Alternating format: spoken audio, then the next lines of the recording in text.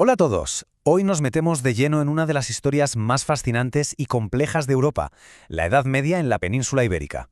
Es un relato de casi 1000 años donde imperios nacieron, chocaron y se transformaron, dejando una huella que, como veremos, es imborrable. Y esa es justo la pregunta que nos va a guiar, ¿no? ¿Cómo fue posible esta transformación tan brutal? Para intentar entenderlo, vamos a hacer juntos un viaje por los momentos clave que definieron la península durante todo este tiempo.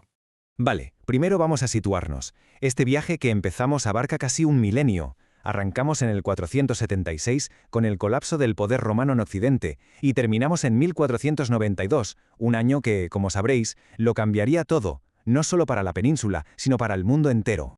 Empecemos por el principio, como tiene que ser. Imaginaos el escenario. El colosal imperio romano, que durante siglos lo fue todo en la península, se viene abajo. Se crea un vacío de poder enorme, y esa fue la primera ficha del dominó en caer, la que lo puso todo en marcha. A ver, todo empieza a torcerse en el año 395. El emperador Teodosio divide el imperio, y esto, claro, debilita mortalmente su parte occidental. ¿Y qué pasa cuando hay un vacío de poder? Pues que alguien lo ocupa. Esto abrió la puerta a un montón de tribus germánicas. En la península ibérica, los que finalmente se quedaron y montaron su propio reino fueron los visigodos, con su capital en Toledo. Y justo cuando parecía que los visigodos ya tenían el tema más o menos controlado, aparece por el sur un poder totalmente nuevo que le da la vuelta por completo al tablero de la historia peninsular. Estamos en el 711. Un nuevo poder en plena expansión cruza el estrecho. Y ojo, porque la conquista fue increíblemente rápida. O sea, en apenas unos años casi toda la península estaba bajo su dominio. Así nace lo que conocemos como Al-Ándalus. Y mientras tanto, pues allá en las montañas del norte, la resistencia cristiana se empieza a organizar, plantando la semilla de lo que serían los futuros reinos cristianos. Y así, de repente, la península se parte en dos. Dos mundos, dos realidades completamente distintas que van a convivir y, por supuesto, a chocar durante los siguientes 8 siglos. Vamos a ver un poco cómo eran estas dos sociedades.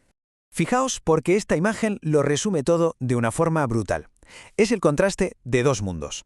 A la izquierda, la sociedad feudal de los reinos cristianos, muy rígida, rural, con la vida girando en torno al castillo. Y a la derecha, Al-Ándalus, una civilización urbana con ciudades bulliciosas como Córdoba, que, para que nos hagamos una idea, en el siglo X llegó a ser una de las más grandes y cultas del mundo, mucho más cosmopolita y sofisticada para su tiempo. Y es que Al-Ándalus fue una auténtica revolución, un foco de conocimiento.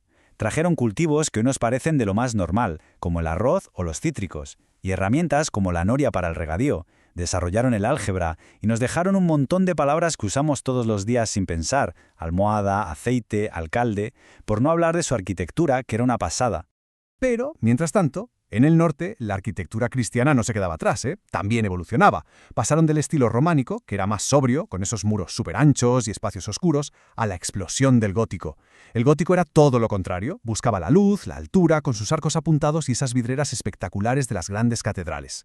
Si queremos imaginarnos cómo era la vida en una ciudad de Al-Ándalus, tenemos que irnos directos al zoco. Pero ojo, no era solo un mercado para comprar y vender, era el corazón de la ciudad, el lugar donde pasaba de todo, el centro neurálgico para el comercio, el intercambio de ideas, la vida social, vamos. Vale, ya tenemos el tablero montado. Al-Ándalus al sur, los reinos cristianos al norte. ¿Qué viene ahora? Pues entramos en esa fase larguísima que todos conocemos como la Reconquista, el avance progresivo de los reinos cristianos hacia el sur. Y aquí la cifra es clave: 800 años. Dicho así, parece solo un número, pero paraos a pensar un momento lo que significa. Es una barbaridad de tiempo. Y es súper importante entender que no fue una guerra continua. Fue un proceso lentísimo, con épocas de conflicto, claro, pero también con periodos larguísimos de una convivencia compleja. Había pactos, comercio, intercambios culturales e incluso alianzas militares entre nobles cristianos y musulmanes contra enemigos comunes.